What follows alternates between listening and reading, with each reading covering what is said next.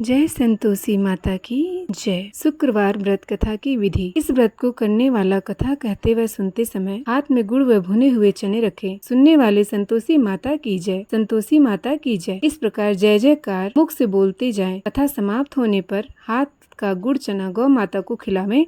कलश में रखा हुआ गुड़ चना सबको प्रसाद के रूप में बांट दें। कथा से पहले कलश को जल से भरें, उसके ऊपर गुड़ चने से भरा कटोरा रखें। कथा समाप्त होते और आरती होने के बाद कलश के जल को घर में सब जगहों पर छिड़कें और बचा हुआ जल तुलसी के पौधे में डाल देवें। 5 रुपए का गुड़ चना लेकर माता का व्रत करें। गुड़ घर में ही हो तो ले लेवें, विचार ना करें, क्योंकि माता भावना की भूखी हैं, कम ज़्यादा कुछ नहीं देखती। इसीलिए जितना अर्पण कर सकें श्रद्धा और प्रेम मन में रखकर प्रसन्नता से करें। व्रत के उद्यापन में 2.5 सेर खाजा, मोमन दाल पूड़ी, खीर, चने का साग नैवेद्य रखें। घी का दीपक जलाकर संतोषी माता की जय जयकार बोल नारियल फोड़ें।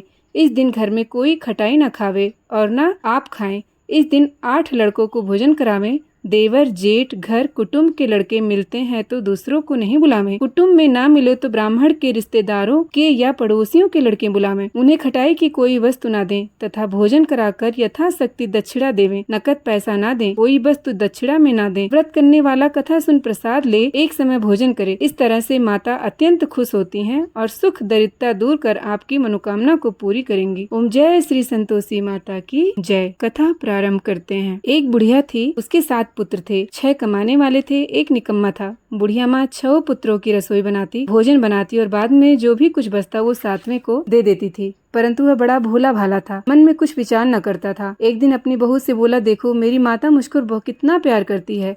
वह बोली, क्यों नहीं, सबका जूठा बचा हुआ तुमको खिलाती है। वह बोला, भला ऐसा भी कोई कर सकता है क्या? जब तक मैं अपनी आंखों से ना देख लूं, मान नहीं सकता। बहू ने हंसकर कहा, तुम देख लोगे? वह बोला, वह भोला भाला ऐसा ही। वह बोला, भला ऐसा भी कभी हो सकता है? जब मैं अपनी आंखों से देखूं, मान नहीं सकता। बहू ने हंसकर कहा, तुम देख लोगे तब मानोगे। कुछ दिन बाद बड़ा त्योहार आया। घर में 7 प्रकार के भोजन और चूरमा के लड्डू बने। वह जांचने को सिर दर्द का बहाना कर पतला कपड़ा सिर पर ओढ़कर रसोई घर में सो गया और कपड़े में से सब देखता रहा। 2 छठों भाई भोजन करने आए। उसने देखा माँ ने उसके लिए सुंदर सुंदर आसन बिछाए हैं, 7 प्रकार की रसोई परोसी है। वह आग्रह करके उन्हें भोजन कराती है। वह देखता रहा। छठों भाई भोजन कर उठे तब माता ने उनकी जूठी थालियों में से लड्डुओं के टुकड़ों को उठाया और एक लड्डू बनाया। जूठन साफ कर बुढ़िया माँ ने पुकारा, उठो बेटा, छठों भाई भोजन कर गए, अब तुम ही बाकी है, उठना, कब खाएगा? वह कहने लगा, माँ मुझे भोजन नहीं करना, मैं परदेश जा रहा हूँ। माता ने कहा, कल जाता तो आज ही चला जा। वह बोला, हाँ हाँ आज ही जा रहा हूँ। यह कहकर वह घर से निकल गया। चलते समय बहू की याद आई। वह गौशाला में कपड़े धो रही थी। वहीं जाकर उसने बोला, दोहा हम जावे परदेश को, दोहा हम जावे परदेश को, आवेंगे कुछ काल, तुम रहियो संतोष से धर्म आपनो पाल। यह बोली जाओ पिया, आनंद से हमरू सोच हटाए, राम भरोसे हम रहें, ईश्वर तुम्हें सहाय। देख निशानी आपनी, देख धरू मैं धीर, सुधि हमरी मत बिसरियो, रखियो मन गंभीर। वह बोला, मेरे पास तो कुछ भी नहीं, यह अंगूठी है, तू रख ले और अपनी कुछ निशानी मुझे दे। वह बोली, मेरे पास क्या है, यह गोबर भरा हाथ है। यह कहकर उसने उसकी पीठ पर गोबर के हाथ की थाप मार दी। वह चल दिया। चलते समय दूर देश में पहुंचा। वहां एक साहूकार की दुकान थी। वहां जाकर उस कहने लगा, भाई मुझे नौकरी पर रख लो। साहूकार तो जरूरत थी। वह राज बोला, रह जा। लड़के ने पूछा, तनख्वाह क्या दोगे? साहूकार ने कहा, काम देखकर दाम मिलेंगे। साहूकार के यहाँ नौकरी मिली। वह सवेरे 7 बजे से देर रात तक नौकरी करने लगा। कुछ दिनों में दुकान का सारा देन लेन, हिसाब किताब, ग्राहकों को माल बेचना, सारा काम करने लगा। साहूकार के 6 से 7 नौकर ने जब यह सब चक्कर देखा तो वह बहुत होशियार बन गया है। साहूकार के 6 से 7 नौकर थे। वह सब शक्कर खाने लगे कि यह तो बहुत होशियार बन गया है। सेठ ने भी काम देखा और 3 महीने में आधे मुनाफे का साझीदार बना दिया। वह 12 वर्ष में ही नामी सेठ बन गया और मालिक सारा कारोबार उस छोड़कर बाहर चला गया। अब बहू पर क्या बीती वो सुनो। सास ससुर से उसे दुख देने लगे। सारी गृहस्थी का काम करके उसे लकड़ी लेने जंगल में भेजते। इस बीच घर की रोटियों के आटे में से जो भूसी निकलती उसकी रोटी बनाकर रख दी जाती और फूटे नारियल के खोपरे में पानी। इस तरह दिन बीतते रहे। एक दिन वह लड़की लेने जा रही थी कि रास्ते में बहुत सी स्त्रियां संतोषी माता का व्रत करती दिखाई दी। वह खड़ी हो कथा सुनकर बोली, बहनों, यह तुम किस देवता का व्रत करती हो और इसको करने से क्या फल मिलता है? इस व्रत के करने से क्या विधि है?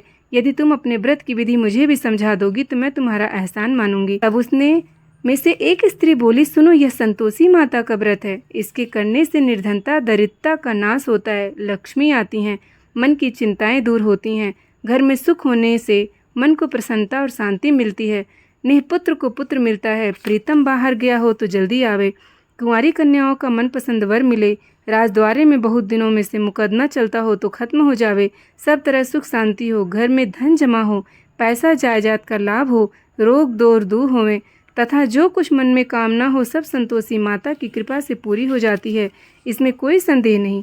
वह पूछने लगा, यह व्रत कैसे किया जाता है, यह भी बताओ, मैं बड़ी कृपा होगी। स्त्री कहने लगी, 1.25 रुपये का गुड़ चना लेना, इच्छा तो 5.25 रुपये का लेना आना, 11.25 रुपये का भी सहूलियत लेना, बिना परेशानी श्रद्धा और प्रेम से जितना बन सके गंवारा लेना, रुपये से 5.25 रुपये तथा इनसे भी ज़्यादा और भक्ति अनुसार लें। हर शुक्रवार को निराहार रह कथा कहना सुनना, इसके बीच क्रम टूटे नहीं, लगातार नियम पालन करना, सुनने वाला कोई ना मिले तो घी का दीपक जलाओ, उसके आगे जल के पात्र को रख कथा कहना, परंतु नियम न टूटे, तब तक कार्य सिद्धि ना हो। नियम पालन करना, कार्य सिद्धि हो जाने पर ही व्रत का उद्यापन करना। 3 मास में माता अवश्य फल देती है। यदि किसी के खोटे ग्रह हो तो माता 1 वर्ष में अवश्य कार्य को सिद्ध करती है। कार्य सिद्धि होने का उद्यापन करना चाहिए, बीच में नहीं। उद्यापन में 2.5 सेर आटे का खाजा तथा इसी परिणाम को खीर तथा चने का सारा रखना चाहिए।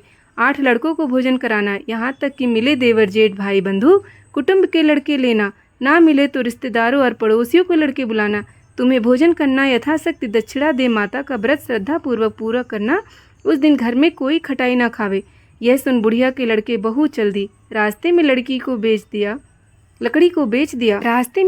बेच दिया और उन पैसों से गुड़ चना ले माता के व्रत की तैयारी कर आगे चली और सामने मंदिर देख पूछने लगी, यह मंदिर किसका है? सब कहने लगे, संतोषी माता का मंदिर है। यह सुनकर माता के मंदिर में जा माता के चरणों में लौट गई। दिन होकर विनती करने लगी, माँ, मैं निपट मूर्ख हूँ, व्रत में कुछ नहीं जानती, मैं बहुत दुखी हूँ। हे माता जगजननी, मेरा दुख दूर कर, मैं तेरी शरण में हूँ। माता को दया आई। एक शुक्रवार बीत कि दूसरे शुक्रवार बीता कि दूसरे शुक्रवार उसके पति का पत्र आया और तीसरे को उसका भोजन भेजा हुआ पैसा भी आ गया।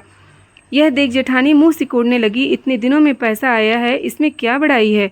इसके ताने देने लगे। काकी के पास अब पत्र आने लगे, रुपया आने लगा। अब तो काकी की खातिर बढ़ेगी, अब तो काकी बुलाने से भी नहीं बोलेगी। बेचारी सरलता से कहती, भैया पत्र आवे रुपया आवे, हमें तो सबके लिए अच्छा है। ऐसा कहकर आंखों में आंसू भरकर संतोषी माता के मंदिर जाकर मातेश्वरी की चरणों में गिरकर रोने लगी। माँ, मैंने तुमसे पैसा नहीं मांगा, मुझे पैसे से क्या काम है, मुझे तो आपने सुहाग से काम है। मैं तो अपने स्वामी के दर्शन कर और उनकी सेवा मांगती हूँ। माता ने प्रसन्न होकर कहा, जा बेटी, तेरा स्वामी आएगा। यह सुन खुशी से बावली हो घर में जा काम करने लगी। अब संतोषी माँ विचार करने लगी, मैंने कह दिया तेरा पति आवेगा, परंतु आवेगा कहाँ से? वह तो सपने में भी इसे याद नहीं करता, उसे याद दिलाने मुझे जाना पड़ेगा। इस तरह माता बुढ़िया के बेटे के पास स्वप्न में प्रकट हो कहने लगी, साहूकार के बेटे, सोता है या जागता है? वह बोला, माता, सोता भी नहीं हूँ, जागता भी नहीं हूँ, बीच में ही हूँ, कहो क्या आज्ञा है? माँ कहने लगी, तेरा घर बार कुछ है या नहीं? वह बोला, सब कुछ है माता, माँ बाप भाई बहन बहू, क्या कमी है? माँ बोली, भले पुत्र, तेरी स्त्री घोर कष्ट उठा रही है, माँ बाप उसे दुख दे रहे हैं, वह तेरे लिए तरस रही है, तो उसकी सुधि ले। वह बोला, हाँ माता, यह तो मुझे मालूम है, परंतु मैं जाऊँ कैसे? परदेश की बात है, लेन देन का कोई हिसाब नहीं है, कोई जाने का रास्ता नजर नहीं आता, कैसे चला जाऊँगा? कहने लगी, मेरी बात मान, सवेरे नहा धोकर संतोषी माता का नाम लेकर घी का दीपक जला, दंडवत प्रणाम कर, दुकान पर जा बैठ, देखते देखते तेरे लेन देन सब दूर हो जाएंगे, जमा माल बिक जाएगा, सांझ होते होते धन का ढेर लग जाएगा। जब सवेरे बहुत जल्दी उठ उसने सपने की बात कही तो सब उसकी बात सुनकर उसका मजाक उड़ाने लगे। कहीं सपने भी सच होते हैं? एक बूढ़ा बोला, देख भाई, मेरी बात मान, इस प्रकार सच झूठ करने से बदले नहीं, जैसा कहा है वैसा ही करे में तेरा क्या जाता है? वह बूढ़े की बात मानकर स्नान कर संतोषी माँ को दंडवत प्रणाम कर घी का दीपक जला दुकान पर जा बैठा। थोड़ी देर में क्या देखता है कि देने वाले रुपया लाने वाले हिसाब लेने चल लगे। कोठे से भरे सामानों के खरीदार नकद दाम में पैसा करने लगे। शाम तक धन का ढेर लग गया। माता का चमत्कार देख प्रसन्न हो मन से माता का नाम ले घर से ले जाने वाले वास्ते गहना कपड़ा खरीदने लगा और वहाँ के काम से निपट कर घर को रवाना हुआ। वहाँ बहू बेचारी जंगल में लकड़ी लेने जाती, लौटते समय माँ के मंदिर पर विश्राम करती है। वह तो रोजाना रुकने का स्थान था। दूर से ही धूल उड़ती देख वह माता से पूछती है, हे माता, ये धूल कैसी उड़ रही है? माँ कहती है, पुत्री, तेरा पति आ रहा है। अब तू ऐसा कर लकड़ियों के 3 बोझ बना ले। एक नदी किनारे रख, दूसरा मेरे मंदिर पर और तीसरा अपने सिर पर रख। मेरे को लकड़ी का गट्ठा देखकर मोह पैदा होगा, वह रुकेगा, नाश्ता पानी बना खाकर माँ से मिलने जाएगा। तब तू लकड़ियों को बोझ उठाकर घर जवार बीच चौक में गड्ढा डालकर लकड़ियों के 3 बोझ बना ला। एक नदी किनारे रख, दूसरा मेरे मंदिर पर और तीसरा अपने सिर पर रख। मेरे को लकड़ी का गट्ठा देखकर मोह पैदा होगा, वह रुकेगा, नाश्ता पानी बना खाकर माँ से मिलने जाएगा।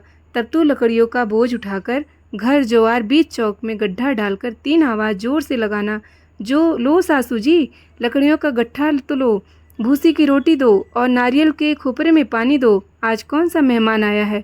माँ की बात सुन बहुत अच्छा माता कहकर प्रसन्न हो लकड़ियों के 3 गट्ठे ले गई। एक नदी तट पर, एक माता के मंदिर पर रखा। इतने में ही एक मुसाफिर आ पहुँचा। सूखी लकड़ी देखकर उसकी इच्छा हुई कि अब यही विश्राम करे और भोजन बना खाकर इस प्रकार भोजन बना विश्राम कर वह गांव को गया। सबसे प्रेम से मिला। तब उस समय बहू सिर पर लकड़ी का गट्ठा लिए आई। लकड़ी का भारी बोझ आंगन में डाल जोर से 3 आवाज देती है, लो सासू जी, लकड़ी का गट्ठा लो, भूसी की रोटी दो, नारियल के खोपरे में पानी दो। आज मेहमान कौन आया है? यह सुनकर सास बाहर आई। उसने दिए हुए कष्टों को भुलाते हुए बोली, ऐसा क्यों कहती है? तेरा मलिकही तो आया है, आ बैठ, मीठा भात खा, भोजन कर, कपड़े गहने पहन। इतने में आवाज़ सुन उसका स्वामी बाहर आया और अंगूठी देखकर व्याकुल हो गया। माँ से पूछता है, माँ यह कौन है? माँ कहती है, बेटा यह तेरी बहू है। आज 12 वर्ष हो गए हैं, तू जब से गया है तब से सारे गांव में जानवर की तरह भटकती फिरती है, काम काज घर का कुछ करती नहीं, 4 समय आकर खा जाती है।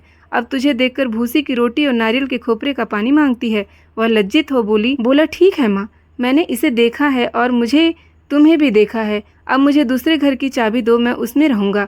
तब माँ बोली, ठीक है बेटा, तेरी जैसी मर्जी कहकर चाबी का गुच्छा पटक दिया। उसने दूसरे कमरे में चाबी ली जो तीसरी मंजिल के ऊपर था। अपना सारा सामान जमाया। एक में ही वहाँ राजा के महल जैसा ठाट बाट बन गया। अब क्या था, वो दोनों सुखपूर्वक रहने लगे। इतने में अगला शुक्रवार आया। बहू ने अपने पति से कहा कि मुझे माता का उद्यापन की तैयारी करनी है। पति बोला, बहुत अच्छा, खुशी से करो। यह तुरंत ही उद्यापन की तैयारी करने लगी। जेठ के लड़कों को भोजन के लिए कहने लगी। उसने किया, परंतु पीछे जेठानी अपने बच्चों को सिखाने लगी कि देखो रे, भोजन के समय सब लोग खटाई मांगना, जिससे उसका उद्यापन पूरा ना हो। लड़के जिमने आए, खीर पेट भरकर खाई, परंतु पीछे जेठानी अपने बच्चों को सिखाने लगी, देखो रे, भोजन के समय सब लोग खटाई मांगना, जिससे उसका उद्यापन पूरा ना हो। लड़के जिमने आए, खीर पेट भरकर खाई, परंतु याद आते ही कहने लगे, हमें कुछ खटाई दो, खीर खाना हमें भाता नहीं, देखकर आरुचि होती है। बहू कहने लगी, खटाई किसी को नहीं दी जाएगी, यह तो संतोषी माता का प्रसाद है।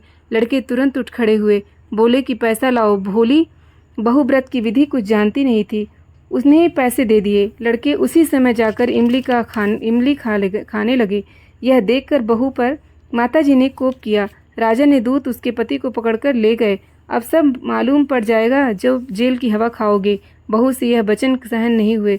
रोती रोती माता के मंदिर में गई। हे माता, तुमने यह क्या किया? हंसाकर अब क्यों रुलाने लगी? माता बोली, पुत्री, उद्यापन कर मेरा मन भ्रम किया है, इतनी जल्दी सब बातें भुला दी। वह कहने लगी, माता, भूली तो नहीं हूँ, ना कुछ अपराध किया है। मुझे तो उन लड़कों के भूल का दंड दिया है, मैंने भूल से उन्हें पैसे दे दिए, मुझे क्षमा कर देना माँ। माँ बोली, ऐसी कभी भूल नहीं होनी चाहिए। वह बोली, माँ तुझे माफ़ कर दो, मैं फिर तुम्हारा उद्यापन करूँगी। माँ बोली, अब भूल मत करना। वह बोली, अब ना होगी माँ, बतलाओ यह कैसे आवेंगे? माँ बोली, जा पुत्री, तेरा पति तुझे रास्ते में ही आता मिलेगा। वह घर को चली। राह में पति आता मिला। उसने पूछा, तुम कहाँ गए थे? तब वह कहने लगा, इतना धन कमाया है, उसका टैक्स राजा ने मांगा था, वह भरने गया था। वह प्रसन्न होकर बोली भला हुआ, अब घर चलो। कुछ दिन बाद फिर शुक्रवार आया। अब वह बोली मुझे माता का उद्यापन करना है। पति ने कहा अवश्य करो। वह फिर जेठ के लड़कों के भोजन को कहने लगी। जेठानी ने एक दो बातें सुनाई और लड़कों को सिखा दिया कि तुम पहले की तरह ही खटाई मांगना। लड़के कहने लगे हमें खीर खाना नहीं भाता, जी बिगड़ता है, कुछ खटाई खाने को देना। वह बोली खटाई खाने को नहीं मिलेगा, आना है तो आओ, वरना ब्राह्मण के लड़कों को भोजन कराने लगी। यथाशक्ति दक्षिणा की तरह एक एक फल उन्हें दिया। उसमें संतोषी माता प्रसन्न हुई। माता की कृपा होते ही 9वें मास उसका चंद्रमा के समान सुंदर पुत्र प्राप्त हुआ। पुत्र को देखकर प्रतिदिन माता के मंदिर में जाने लगी। माँ ने सोचा कि यह रोज आती है, आज क्यों ना मैं इसके घर चलूं, इसका आसरा देखूं। तो सो कही। यह विचार का माता ने भयानक रूप बनाया। गुड़ और चने में सना, ऊपर सूंड के समान होठ, उस पर मधुमक्खियां भिनभिना रही थीं। दहलीज में पांव रखते ही उसकी सास चिल्लाई, देखो रे, कोई चुड़ैल डाइन चली आ रही है, लड़की इसे भगाओ, नहीं तो किसी को खा जाएगी। लड़के डरने लगे और चिल्लाकर खिड़की बंद करने लगे। बहू रोशनदान में से देख रही थी। प्रसन्नता से पगली होकर चिल्लाने लगी, आज मेरी माताजी मेरे घर आई हैं। यह कहकर बच्चे को दूध पिलाने से हटाती है। इतने में सास का क्रोध फूट पड़ा। बोली, रांड, इसे देखकर कैसी उतावली हुई है, जो बच्चे को पटक दिया। इतने में माँ के प्रताप से यहाँ देखो वही लड़के नजर आने लगे। वह बोली, माँ जी, मैं जिनका व्रत करती हूँ यही संतोषी माता हैं। इतना कह झट में सारे घर के किवाड़ खोल देती है। सबने माता के चरण पकड़ लिए और विनती कर कहने लगे, हे माता, हम मूर्ख हैं, हम अज्ञानी हैं, पापी हैं। तुम्हारे व्रत की विधि हम नहीं जानते। तुम्हारा व्रत भंग करके हमने बहुत बड़ा अपराध किया है। हे माता, आप हमारा अपराध क्षमा करो। इस प्रकार माता प्रसन्न हुई। माता ने बहू को जैसा दिया वैसा सबको दे, जो पढ़े उसका मनोरथ पूर्ण हो। बोलो जय श्री संतोषी माता की जय।